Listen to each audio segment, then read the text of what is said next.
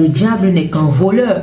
Le diable n'est qu'un menteur. C'est pour cette raison qu'il est important aussi pour chacun de reconnaître la voix du bon berger.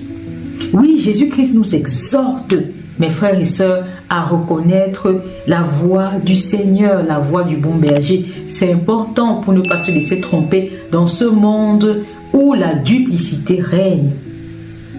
Allons tout de suite dans le livre de Jean, chapitre 10, versets 1 à 18.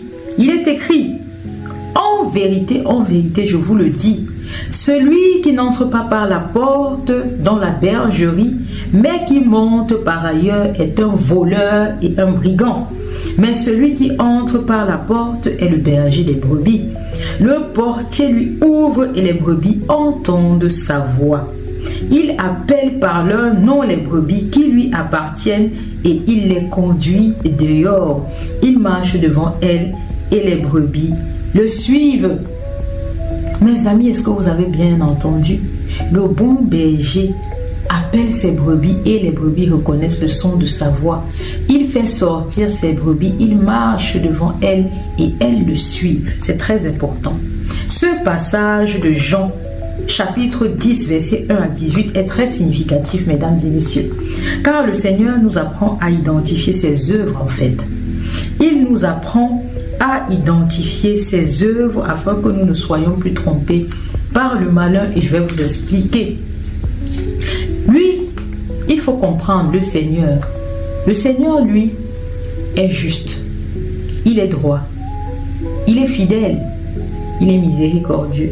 Il est bon. C'est important de comprendre cela. C'est le caractère du Seigneur. Et toutes les œuvres du Seigneur se reconnaissent par ça. Il est juste. Il est droit. Il est bon. Il est miséricordieux. Il est fidèle. Donc, il ne vous demandera jamais de faire des choses qui iront à l'encontre de son caractère.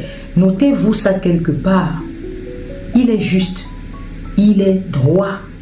Il est fidèle. Il est bon. Il est miséricordieux.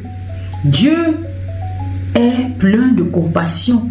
Il ne vous appellera donc jamais à œuvrer comme un voleur dans la société, comme une personne qui calomnie les autres, qui convoite, qui jalouse, qui ruse pour être au-dessus, qui piétine le prochain et contribue ainsi à sa destruction.